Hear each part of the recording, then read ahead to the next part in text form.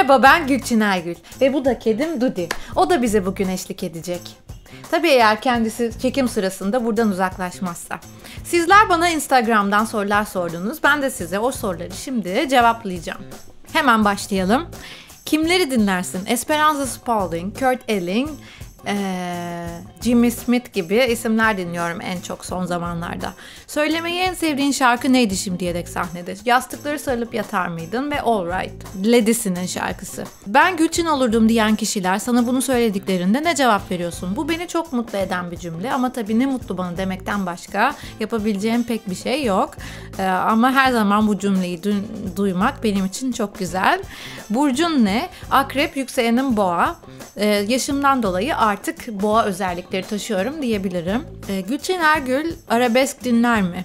Bu albüm öncesinde aslında hiç dinlemezdim ama arabeskin şeffaf ve samimi bir müzik olduğunu düşünüyorum ve her müzik tarzına karşı ayrı bir bakış açım ve ayrı bir saygım var.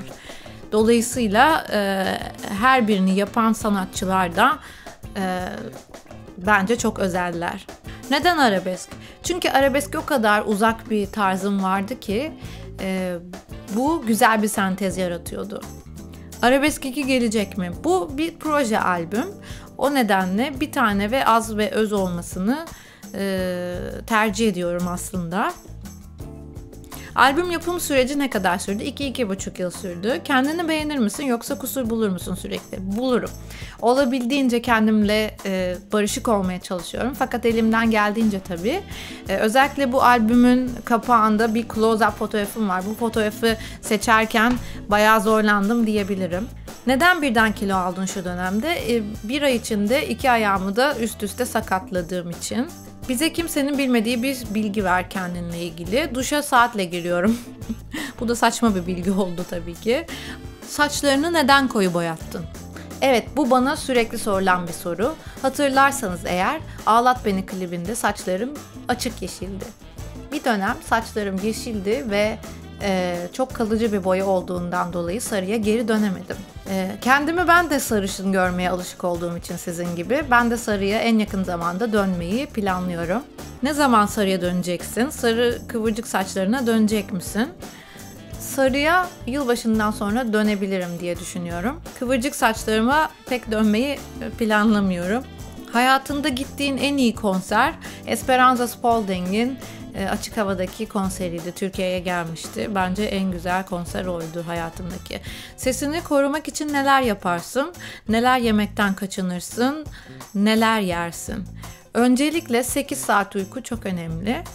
Bol su ve sıcak ya da soğuk değil de ılık içmek her zaman daha iyi. Çok baharatlı cipsler, kuru yemiş sahne öncesi pek tercih etmiyorum. Asitli besinlerden kaçınıyorum. Zencefil ve bal çok iyi geliyor. Egzersiz yapmak çok önemli ama mutlaka bir şan hocasıyla beraber. Çünkü kendiniz tek başınıza yaptığınız egzersizlerde aynı verimi alamayabilirsiniz. Cildin için ne yapıyorsun? Bir video çeker misin diyorlar. Bunu düşüneceğim. Çok özel şeyler yapmıyorum aslında. Komik sorular da var. Seninle evlenmek için ne yapmak gerek gibi. Neden teklifime evet demedin? Ya da en son ne zaman evlenme teklifi aldın gibi sorular geliyor. Yaş kaç?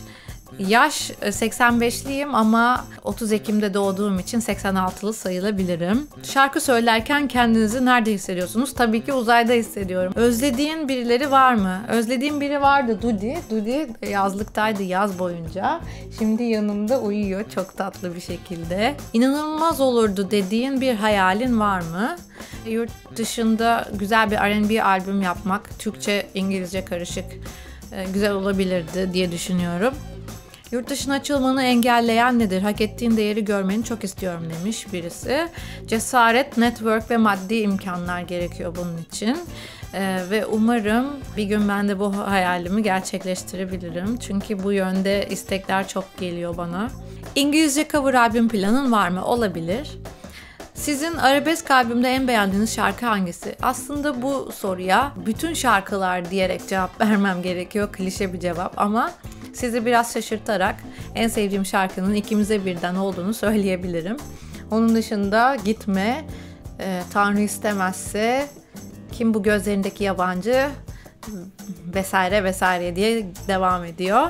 Neredeyse bütün şarkıları saydım ben de. Niye böyle güzel şarkı söylüyorsun? Türkiye'ye fazlasın, sesin muhteşem. Teşekkürler. Bunu bir iltifat olarak alıyorum, soru olarak değil. Kariyerini arabeskle mi devam ettireceksin? Hayır.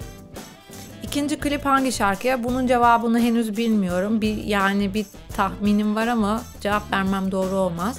R&B albüm düşünüyor musun? Bundan sonraki albümümün R&B olmasını istiyorum. YouTube'da ilerlemeyi düşünüyor musun? Evet, zaten YouTube'da videolar çekmeye devam ediyoruz. Gözlerinin çekikliği nereden geliyor? Bizde Türkmenlik var.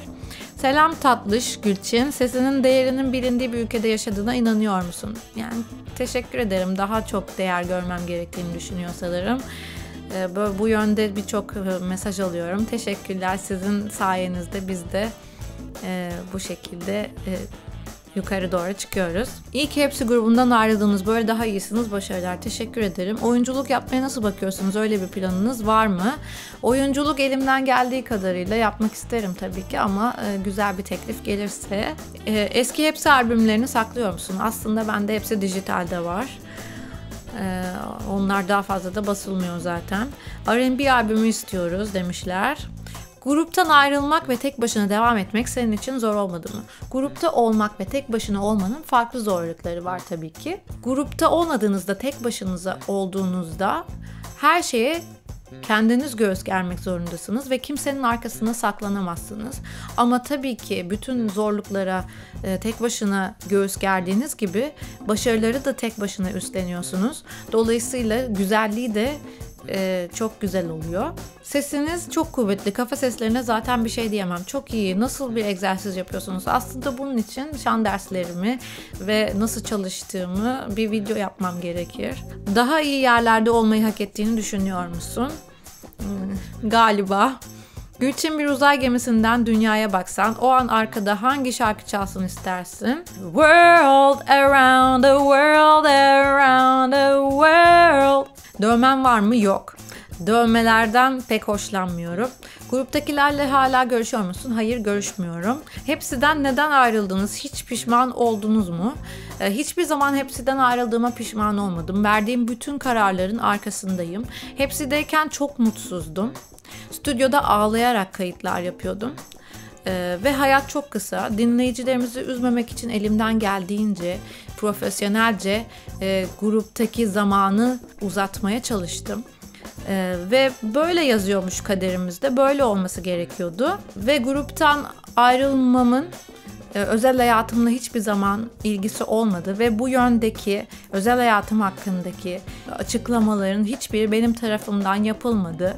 Ve grubu güzel anılarımızla, güzel başarılarımızla her zaman hatırlamak istiyorum. Hiçbir zaman arkadaşlarım hakkında kötü yorumlarda bulunmadım. Ve herkesin kendi yolunda başarılar elde etmesini diliyorum. Ben gruptan ayrıldıktan sonra 9-10 sene geçti.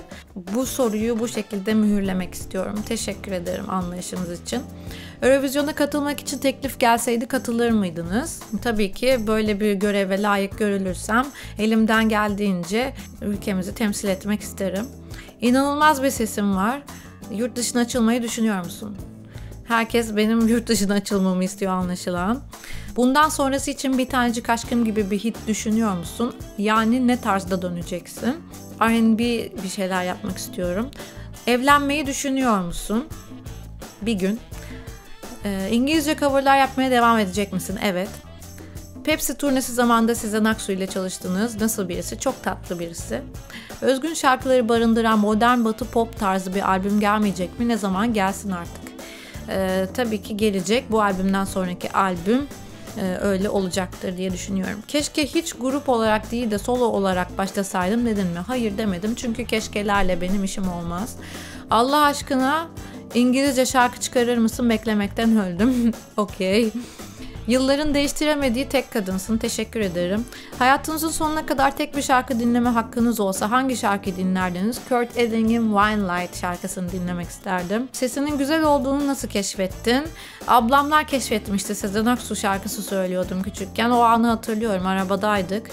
Favori çizgi filmin hangisiydi? Herküldür, Herküldür. O sıfırdan oldu. İşte böyle. Bir şarkıyı kaydetmeden kaç kere çalışıp kaydediyorsun? Aslında evdeyken 1 saat, 2 saat falan çalışırım. Stüdyoya gittiğimde geldiği gibi gelişine göre söylerim. Çok güzel sesiniz ve müzik duyumunuz var bence. Siz daha da çok tanınmayı hak ediyorsunuz. Teşekkür ederim. Sorum yok ama yıllardır gülümsüyorsun ve bu bana enerji veriyor. Teşekkür ederim. Sence seni seven birisiyle mi yoksa senin sevdiğin biriyle mi bir ömür geçirmeli diyorsun insan? Ben sevemediğim birisiyle olamam. O yüzden sevdiğim birisi diyelim. Eşinden ayrıldın mı? Ben hiç evlenmedim ki ayrılayım.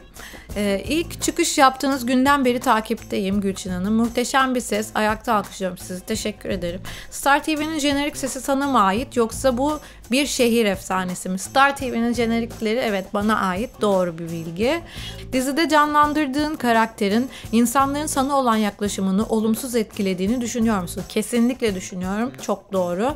Bu kadar tarzının dışına çıkınca istediğin müziği tekrar yapamama fikri seni geriyor mu?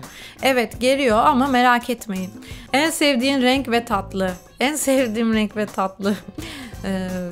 Sanırım nar çiçeği ve kuru erik. Hepsi Bir dizisindeki gibi günlük yazıyor musun ve saklıyor musun? Hayır o bir diziydi arkadaşlar. Ben günlük yazmıyorum ama çok eskiden yazardım. Bir insanda en gıcık olduğum ve en önem verdiğin özellik. En gıcık olduğum ukalalık, en önem verdiğim altın bir kalp. Kendinizi seksi buluyor musunuz? Hayır bulmuyorum. Bu da bana sorulan soruların sonuncusuydu. Aslında daha çok sorumuz var ama hepsini cevaplandırmak mümkün değil.